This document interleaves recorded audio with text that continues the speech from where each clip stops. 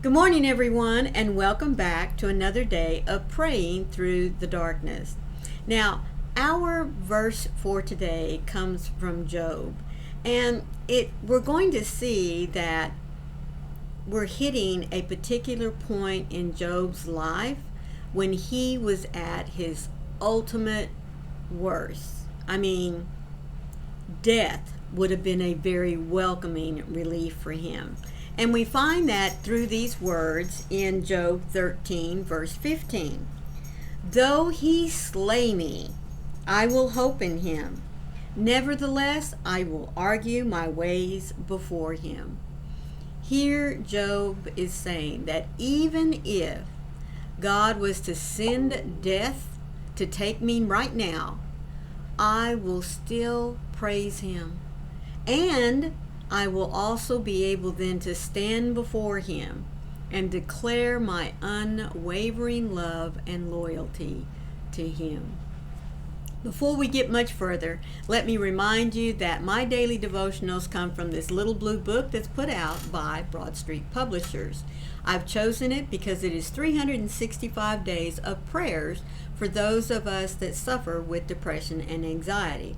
But remember, all of us, through the stresses of our lives, are going to hit periods of where we're very anxious, and we all know that anxiousness just leads into bouts of depression, doubt, feeling unworthy. So this book is for each and every one of us, not just for those of us that live with depression and anxiety. So if you would like your own copy, I've left a link for you down in the description box. All you have to do is click on it and it'll take you right to it. Job, what a wonderful, wonderful testament to someone who truly placed all of his hope, his faith in his Lord and Savior. Here was a man that lost everything. He lost his status. Is that the right word? Anyway, his level of superiority, or he was just really, really liked and revered in his community. Status, that's the word I wanted. He lost his status. He lost his friends. He lost his family, folks. Even his wife and children deserted him because everything that was happening to him was also, if you stop and think about it, happening to them as well. His wife lost her status as well in the community. The kids, when he started to lose all that status, his friends, they all deserted him because, there wasn't anything he could do for them in that regard anymore. Even his church, his own priest, was telling him, perhaps it's time to really think about what it is that you're saying and doing here. His own body, folks, was starting to turn on him. He eventually was out laying in the streets with the dogs licking his wounds. But through it all, Job never turned his back on his faith to his father. He never denounced God, not one time.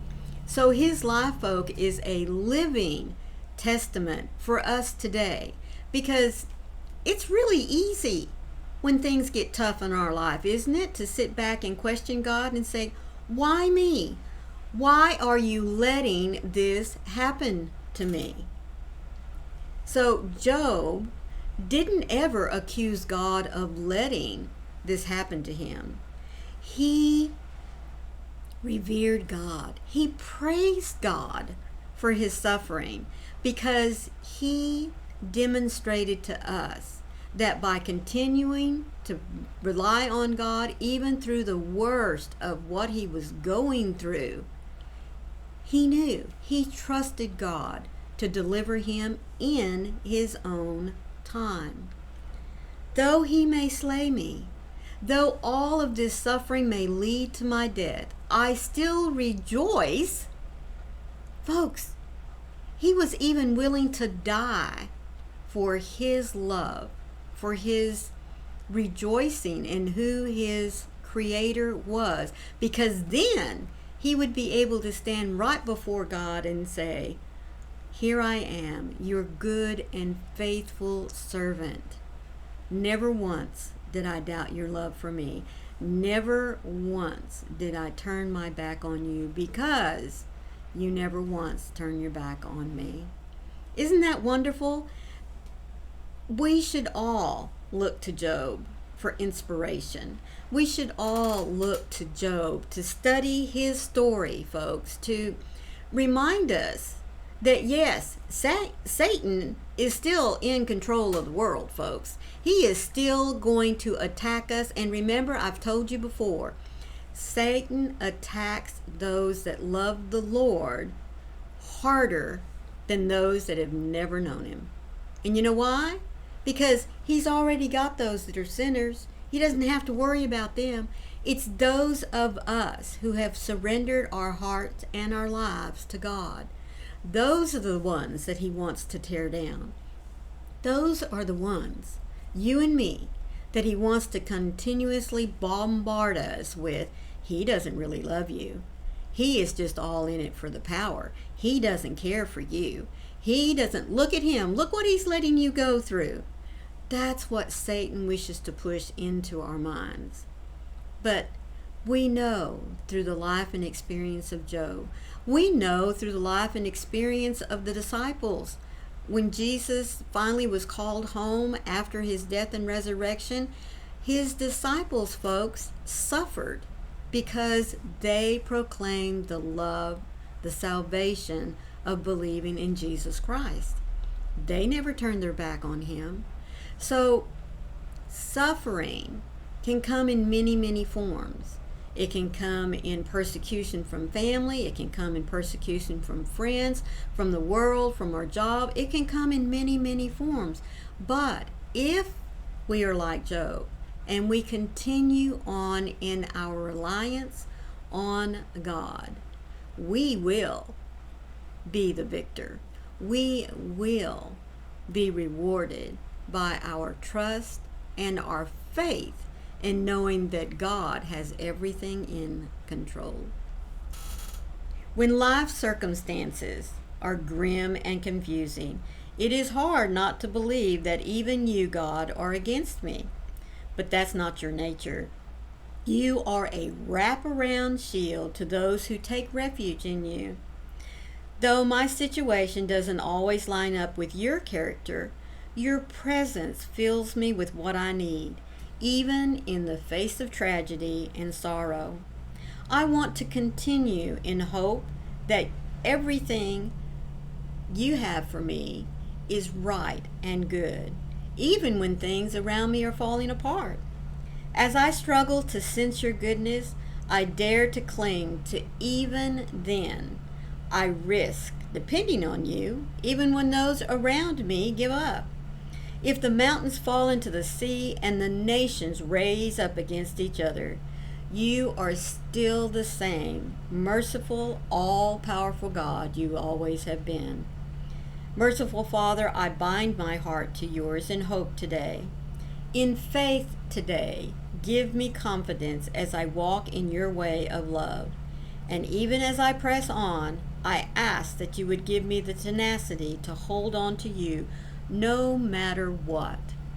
I believe you, Lord, and I know that my help comes from you. Isn't that wonderful? I know that my help comes from you. I know that your unwavering love will get me through the bouts of darkness. No matter if I lose it all, what does it compare to the love that you have for me, Father? Isn't that wonderful? I mean, yes, it's nice to have nice things, and yes, it's nice to have a few extra coins in our pocket at the end of the month. But what does that compare to the love, the protection, that feeling of comfort that comes by knowing Jesus Christ, our Lord and Savior? I do hope that you have enjoyed today's devotional. If you have, please don't forget to hit that little like button and leave me a comment. How many times have you known in the deep belly of depression or stress, how have you known that God was right there with you and that you're being protected and that you're being loved? Because remember, when Satan wishes to pull you down in there, you're not in there alone. All you have to do is reach up your hand, call out for help, and God is there with you. Don't forget, folks, I love you as well, and I will see you tomorrow. Bye.